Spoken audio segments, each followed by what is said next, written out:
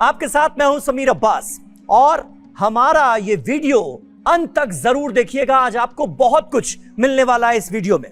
ये साल 2026 हमारे राष्ट्रगीत वंदे मातरम की 150वीं वर्षगांठ का ऐतिहासिक साल है। बंकिम चंद्र चट्टोपाध्याय ने जब इसे लिखा था तब इस एक गीत ने पूरे देश को आजादी के जुनून से भर दिया था। लेकिन इस नए फैसले पर संसद से लेकर सोशल मीडिया तक एक नई बहस छिड़ी हुई है। सरकार ने वंदे मातरम को लेकर एक बहुत बड़ा ऐतिहासिक कदम उठाया है। संसद के दोनों सदनों से पास होने के बाद राष्ट्रपति द्रौपदी मुर्मू ने भी राष्ट्रीय सम्मान अपमान निवारण संशोधन विधेयक 2026 को अपनी मंजूरी दे दी है और अब यह आधिकारिक तौर पर देश का कानून बन चुका है। इस नए कानून के तहत अब वंदे मातरम को भी वही कानूनी सुरक्षा और दर्जा मिल गया है जो जन गण मन यानी हमारे राष्ट्रगान को हासिल है। इसलिए अब देश के हर नागरिक को यह बिल्कुल जानना चाहिए कि कानून में क्या क्या बड़े बदलाव हो चुके हैं। मोदी सरकार का कहना है कि वंदे मातरम सिर्फ एक गीत नहीं बल्कि हमारे स्वतंत्रता संग्राम की आत्मा और एक भारत श्रेष्ठ भारत की पहचान है। इसलिए इस नए कानून और नियमों के तहत कुछ बेहद अहम प्रावधान लागू कर दिए गए। पहले राष्ट्रीय सम्मान अपमान निवारण अधिनियम 1971 में राष्ट्रगान को रोकने या उसका अपमान करने पर सजा का नियम था, लेकिन राष्ट्रीय गीत के लिए ऐसा कोई कानून नहीं था। अब नए संशोधन के बाद यदि कोई शख्स जानबूझकर वंदे मातरम गाए जाने में बाधा डालता है या इसका अपमान करता है तो उसे 3 साल तक की जेल, जुर्माना या फिर दोनों हो सकते हैं। यानी इसे लेकर भी बिल्कुल क्लियर हो जाइए कि नियम कानून हमारे देश का क्या कह रहा है। किसी तरह का कंफ्यूजन मत पालिए। ऐसा नहीं है कि अगर आपको वंदे मातरम याद नहीं है तो आपको जेल में डाल दिया जाएगा या आपके खिलाफ कोई कानूनी कार्रवाई होगी। अपमान का मुद्दा है, अपमान किया तो जेल जाना होगा, जैसा अब तक जनगण मन में होता भी था। गृह मंत्रालय ने एक नया प्रोटोकॉल जारी कर दिया है। उसके मुताबिक जो भी आधिकारिक सरकारी कार्यक्रम हैं उसमें वंदे मातरम के सभी 6 छंद गाए जाएंगे, पूरा वंदे मातरम। इसका कुल समय लगभग 3 मिनट 10 सेकंड तय किया गया है। अब नियम बनाया गया है कि जहां भी राष्ट्रीय गीत और राष्ट्रगान एक साथ बजाएं या गाए जाएं वहां सबसे पहले वंदे मातरम गाया जाएगा और उसके बाद हमारा राष्ट्रगान जन गण मन। जैसे राष्ट्रगान के दौरान सम्मान में सावधान खड़े होना अनिवार्य है, अब वंदे मातरम के गायन के दौरान भी सभा में मौजूद सभी लोगों को इसके सम्मान में, हमारे राष्ट्रीय गीत के सम्मान में सीधे खड़े होना होगा। एक तरफ जहां सरकार इसे देश के स्वतंत्रता सेनानियों और भारत की सांस्कृतिक विरासत को दिया गया सबसे बड़ा सम्मान मानती है, वहीं दूसरी तरफ आलोचक इसे व्यक्तिगत स्वतंत्रता पर उठ रहे सवाल भी बता रहे हैं, यानी उस पर सवाल भी उठाए जा रहे हैं। कांग्रेस सांसद शशि थरूर का बयान शायद आपने सुना हो। उन्होंने क्या कहा जानते हैं? कांग्रेस सांसद शशि थरूर ने इस फैसले की प्रैक्टिकल दिक्कतों पर सीधा सवाल उठाया है, मतलब व्यवहारिकता पर वो सवाल उठा रहे हैं। उनका कहना है कि वो राष्ट्रगान और राष्ट्रगीत दोनों का दिल से सम्मान करते हैं और मुझे लगता है कि देश का रहने वाला कोई भी नागरिक हो, इस देश का कोई भी बाशिंदा हो, वो हमारे राष्ट्रगान और राष्ट्रगीत का तो सम्मान करता ही है। शशि थरूर ने कहा लेकिन हमारा राष्ट्रगान जन गण मन गाने में लगते हैं कितने 52 सेकंड, जबकि पूरा वंदे मातरम गाने में 3 मिनट 10 सेकंड का वक्त लगता है। अब नए नियम के मुताबिक हर सरकारी फंक्शन की शुरुआत और अंत दोनों वक्त इसे पूरा गाना होगा। शशि थरूर का कहना है कि तमिलनाडु जैसे राज्य का एग्जाम्पल ले लीजिए, वहां पहले से 2 मिनट का एक राज्य गीत भी होता है। अलग अलग राज्यों में भी इस तरह के प्रावधान है कि भाई अगर कोई सरकारी कार्यक्रम शुरू हो रहा है तो आप राज्य गीत भी गाएं। तो अब किसी भी कार्यक्रम के शुरू होने और खत्म होने पर लोगों को लगातार 6-6 मिनट यानी कुल 12 मिनट तक तो सावधान मुद्रा में ही खड़े रहना पड़ेगा, ये शशि थरूर कह रहे हैं। शशि थरूर ने चेताया है कि इंसान की भी एक सीमा होती है। इतनी देर तक बिना हिले डुले खड़े रहने की मजबूरी से कानून का मकसद ही उल्टा पड़ सकता है, क्योंकि देशभक्ति और सम्मान दिल से आता है, नियम कायदे थोपने से नहीं। ये कहकर शशि थरूर ने इस नए कानून की व्यवहारिकता पर, इसकी प्रैक्टिकलिटी पर सवाल उठाए।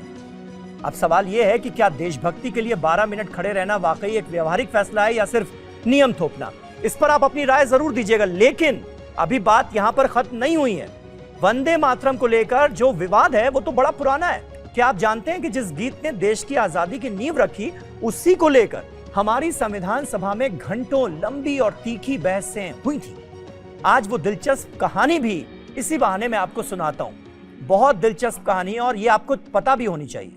बात शुरू होती है साल 1875 से, जब बंकिम चंद्र चटर्जी ने यह गीत लिखा। बाद में उन्होंने इसे अपने मशहूर उपन्यास आनंद मठ में शामिल किया। 1896 में कांग्रेस का कोलकाता अधिवेशन हुआ था। वहां पर पहली बार रविंद्रनाथ टैगोर ने इसे गाकर सुनाया। सोचिए क्या मंजर रहा होगा। देखते ही देखते वंदे मातरम अंग्रेजों के खिलाफ भारत का सबसे बड़ा नारा बन गया। अब यह जान लीजिए कि विवाद और आपत्तियां क्यों शुरू हुई। जैसे जैसे यह गीत लोकप्रिय हुआ, इसे लेकर कुछ विवाद भी खड़े होने लगे। मुख्य आपत्ति गीत के आखिरी हिस्से में आने वाले धार्मिक संदर्भों और देवी देवताओं के चित्रण को लेकर थी। मुस्लिम समुदाय के कुछ नेताओं का मानना था कि एक धर्मनिरपेक्ष आंदोलन में ऐसा गीत नहीं होना चाहिए जो किसी खास धार्मिक प्रतीक से जुड़ा हो। इस विवाद को सुलझाने के लिए कांग्रेस के बड़े बड़े नेताओं ने बहुत गहराई से विचार किया।